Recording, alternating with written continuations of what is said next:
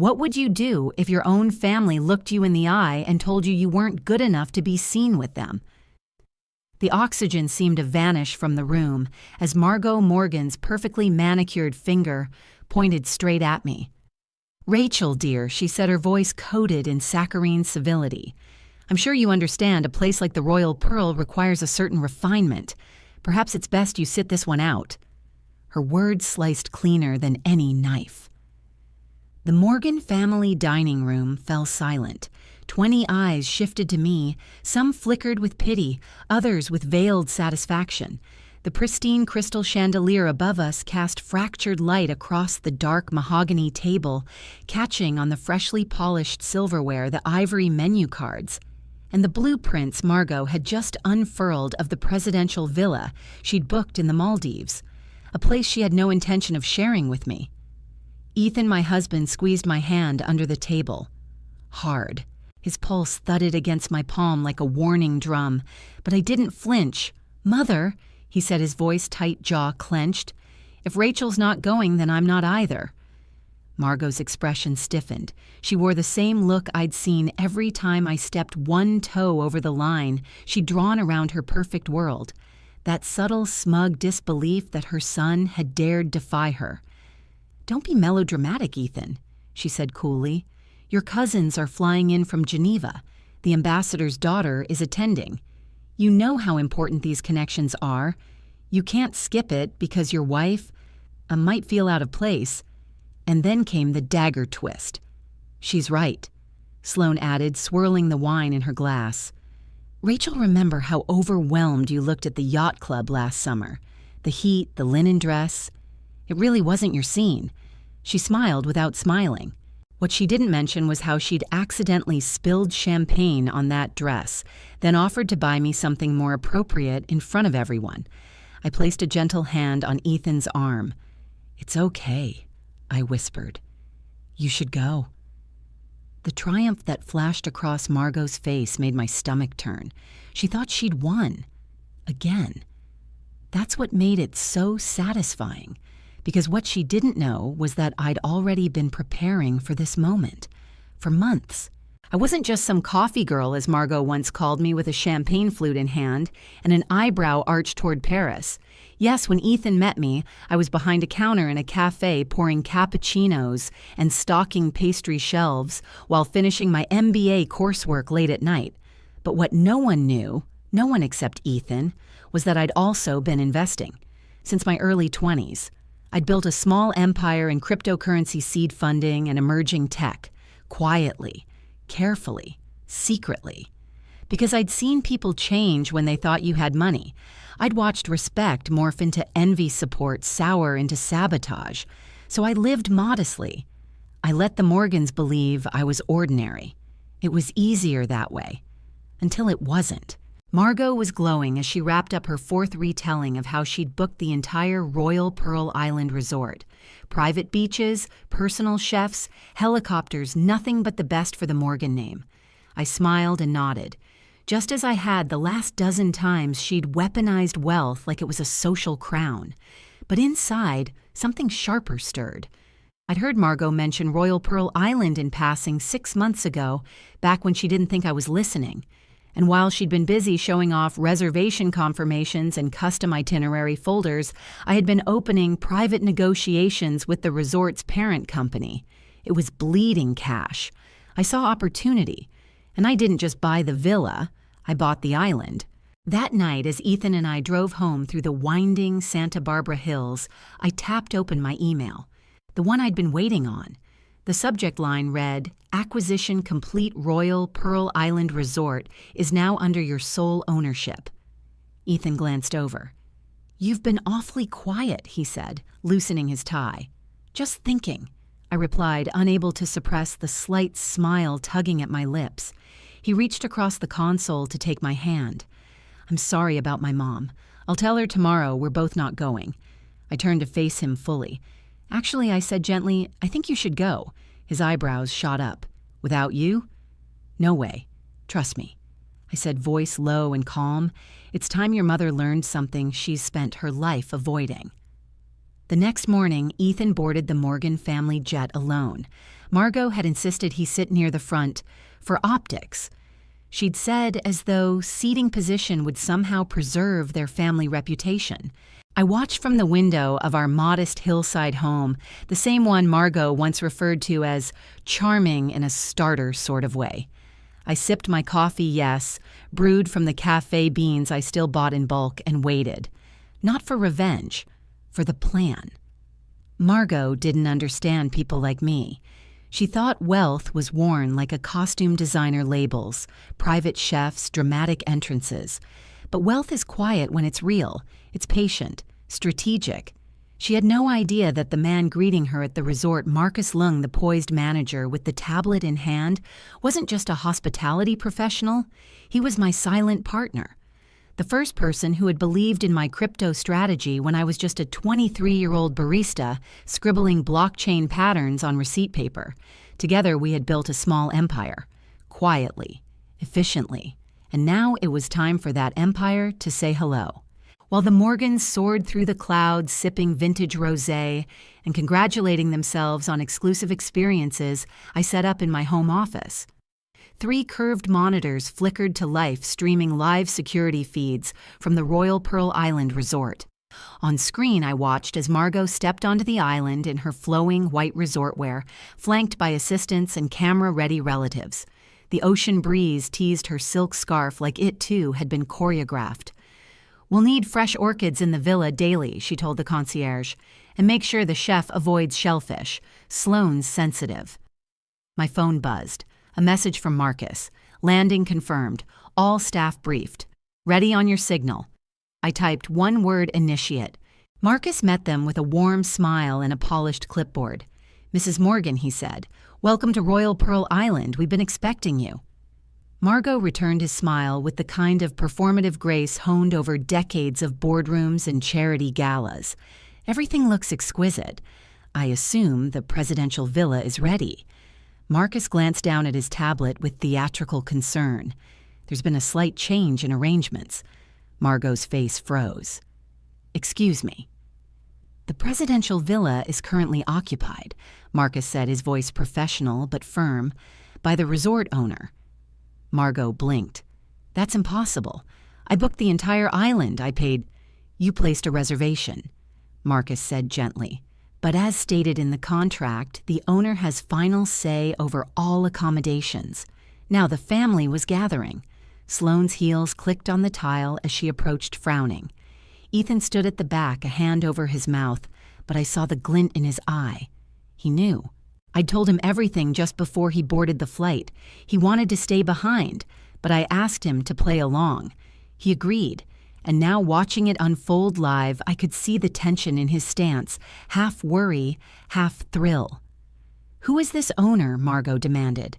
"I want to speak to them directly." Marcus smiled. "Of course. If you'll all follow me to the main pavilion, the owner has prepared something personally for your arrival." The Morgans were ushered through the lush resort paths past the coral gardens and shaded canopies until they reached the open-air pavilion overlooking the sea. There, beneath woven palms and surrounded by silent staff, a massive screen flickered to life, and my face appeared. I watched from my office as Margot stumbled back, her expression cycling through confusion, disbelief, and then sheer panic. "Hello, Morgan family," I said, smiling from the video. "Welcome to my island." On screen, I paused just long enough to let the silence thicken. Then, "Yes, you heard correctly. I own Royal Pearl Island Resort, along with 6 other luxury properties around the world." Murmurs broke out. Sloane dropped her sunglasses. Someone whispered, "Wait, what?" I continued. "I know this may come as a surprise. After all, when you look at me, you see a barista, a coffee girl, a woman you believed didn't belong. But while you were sipping champagne and mocking my dresses, I was building a business. I was investing, growing." I leaned forward in the video. "You see, Margot, I never needed to belong to your world. I built my own." Margot's jaw had gone slack. Sloane looked like she might faint.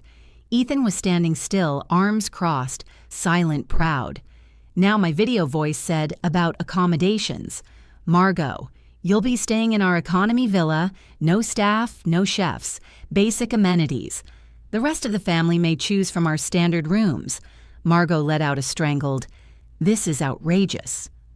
"Oh," I said on screen, "and one more thing. To help you understand the people you look down on, I've arranged a special experience."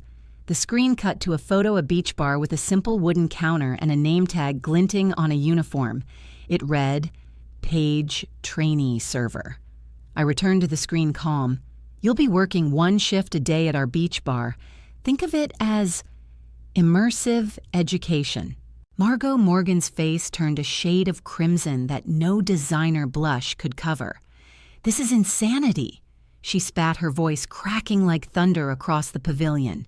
"I am not a she." Struggled to find a word low enough to describe the horror server. Marcus remained composed. "You're welcome to leave, Mrs. Morgan. However, the next flight departs in 3 days. Per resort policy, our airstrip is restricted to scheduled charters." She turned toward Ethan, eyes wild. "You knew about this, didn't you?" Ethan didn't deny it. "I did, and I agreed with it." Gasps broke through the family crowd like popped champagne corks. Margot opened her mouth to retaliate, but for once nothing came out. She stormed off heels, sinking into the sand, her entourage scrambling behind her. Over the next few hours, I watched from my home office in Santa Barbara. The security feeds a mosaic of poetic justice. The Morgan family, accustomed to being worshipped, wandered the island in dazed confusion. Their luggage had been reassigned. The champagne had been downgraded. Their staff silent and polite but firm. And Margot. She was issued a simple beige uniform, no jewelry, no silk. Just a name tag, Margot, bar trainee. She refused at first. Threw a tantrum near the pool. Tried to bribe the head concierge with diamond earrings, demanded someone call the governor. But the phones curiously weren't connecting. Cellular signal across the island had been temporarily disrupted for resort privacy. Marcus had handled that. That night, Margot stood behind the bar under a thatched roof, wiping down glasses as her own family ordered drinks. "Can I get a mojito?" Margot Sloan asked sweetly, barely containing her smugness, now that the power dynamic had shifted. Margot's hands trembled as she squeezed lime into a shaker. The camera feed caught it all. In her silence, I saw a storm forming, shame, confusion, fury. And something else, uncertainty. I leaned back in my chair, remembering another time she trembled. Flashback 7 years ago. I was behind the counter at a cafe near Stanford. She'd walked in, unannounced, to see what her son had gotten himself into. I offered her a seat. She declined. When I handed her the coffee on the house, she didn't say thank you. She didn't even look at me. She just muttered, "This isn't the life Ethan was raised for," and walked out. That day, I cried, quietly, in the supply room between shifts. But tonight, I smiled.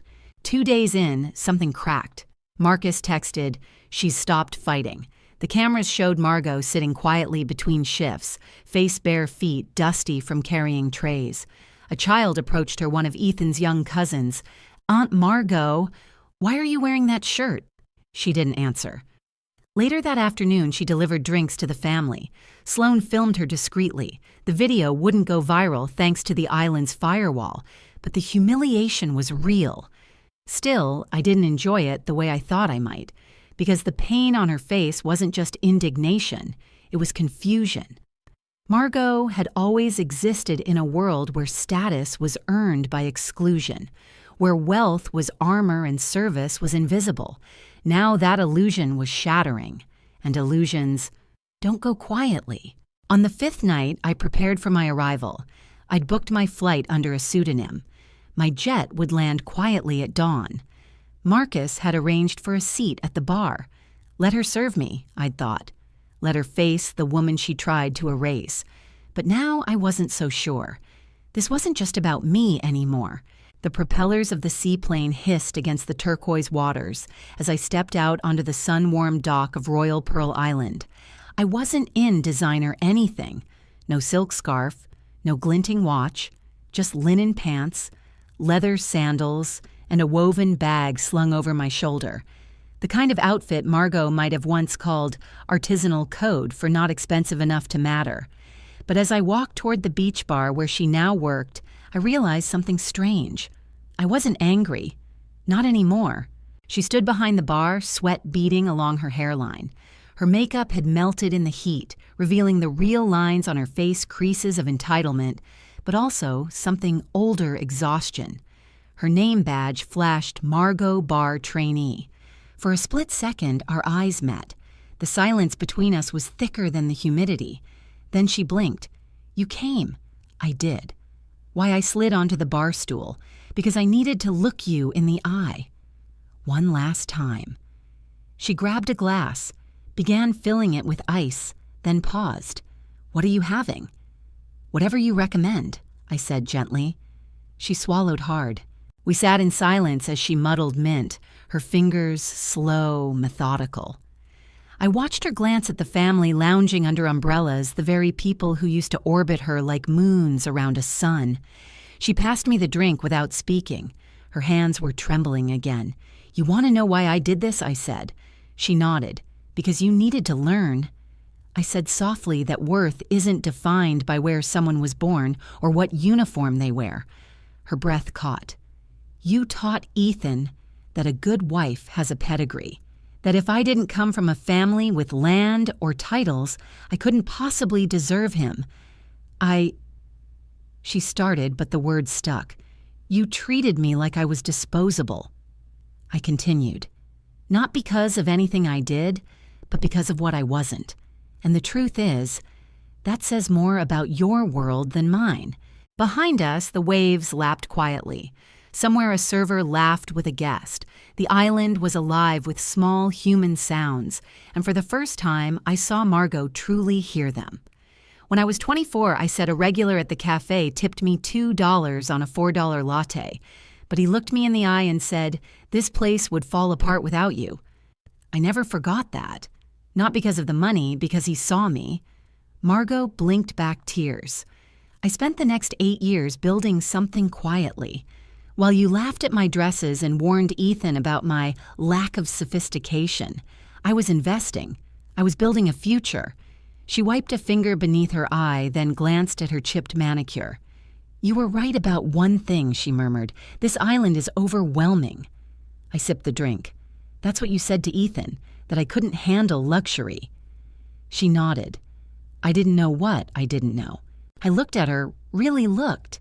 Not as the woman who'd tried to humiliate me, not as my husband's mother, but as a person, a lost one. And in that moment, something inside me softened, not in forgiveness, but in truth. "I didn't do this to humiliate you," I said. "I did it to wake you." "Did I?" she asked. "Did I wake up?" I stared out at the ocean. "That's up to you." 3 days passed.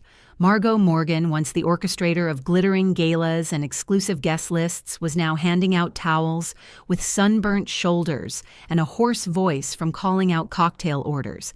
And something unexpected began to happen. The staff, initially wary, started softening. They showed her how to properly carry trays, how to mix drinks efficiently, how to navigate the rhythm of heat, sand, and service with grace. And Margot listened, not performatively, not to score points, but really listened. One afternoon, Marcus pulled me aside near the service deck, the jungle canopy overhead filtering sunlight into speckled shadows. "She asks questions now," he said. "Real ones. About their lives. About your life." I nodded. "She needs to understand the cost of invisibility." Marcus hesitated. "Do you think she'll stay changed?" I paused. "Some people change when they lose everything. Others change when they see everything they never noticed before." He smiled. "She's been asking for double shifts." I raised an eyebrow. "Seriously, yesterday she offered to sweep the kitchen floor." We both laughed, the sound more disbelief than humor. On the final day of the trip, I joined the Morgans for one last dinner on the terrace. The golden hour light painted everything honey-soft, the sea, the lanterns, even Margot's face as she refilled everyone's water. She wore the same uniform, same name tag, but her shoulders had shifted. No longer squared in defiance, now settled in awareness. She served Ethan his drink, her voice quiet. I owe you an apology." "You owe Rachel one," he said gently. Margot turned to me, and for the first time, there was no performance. Just raw, unguarded honesty. "I didn't know how small I'd become," she said, "until I had to carry trays and realized no one was looking at me the way I used to look at them." That night, as the family packed, Margot found me on the beach. She handed me a leather-bound photo album.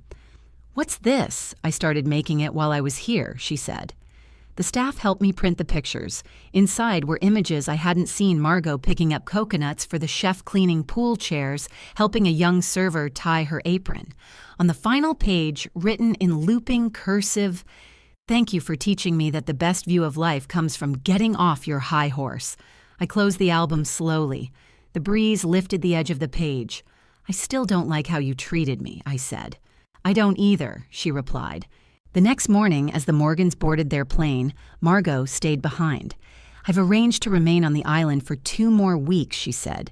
"Marcus said I can help with the next volunteer cohort." She looked down, almost sheepish. "Turns out, I still have a lot to learn." "You always did," I said, then added, "but now, at least you want to." 6 weeks later, a new brochure for Royal Pearl Island quietly circulated through elite circles. It didn't advertise butlers or infinity pools. Instead, the headline read, "Walk in Their Shoes, the Service Immersion Experience for the Ultra-Privileged." At the bottom, co-directed by Marcus Lung and Margot Morgan. Margot had stayed, not for show, not for guilt, but because something inside her had fractured, and in that broken space, something new had started growing. She and Marcus revamped the resort's mission. Now every luxury guest spent at least 1 day shadowing a service worker, washing dishes, making beds, taking orders. They called it Perspective Day, and Margot, she led the first session every month, not as a sponsor, as a trainee. Back in Santa Barbara, Ethan and I returned to our routines. Our mornings were filled with quiet laughter, soft jazz and espresso brewed from the same beans I once served strangers in paper cups. The coffee shop where we met still stood on the corner of Marlowe and 5th. We went there every Saturday. The baristas knew our names, and now Margot's too. She came with us once a month, no glam squad, no performance. Just a woman sipping black coffee and asking the server how school was going. Last week, she left a $500 tip in an envelope with a handwritten note, "You matter," even when the world pretends not to notice. In our living room, the photo album Margot gave me sits on the bookshelf next to my degrees and the framed contract from the Royal Pearl acquisition. People sometimes ask me, was it worth it making her work that bar? And I always say the same thing. It wasn't about punishment. It was about possibility. Because if someone like Margot Morgan can unlearn generations of snobbery, then maybe there's hope for everyone else too. Not long ago, I caught her standing in our backyard staring at the sky. She turned to me and said, "You know, wealth makes you think you're standing on a mountain, but sometimes you're just on stilts, and one strong gust and it all topples." I finished. She smiled. "Thanks for bringing the wind." These days, our family dinners are filled with laughter, not tension, and Margot. She insists on helping cook, says the heat keeps her grounded.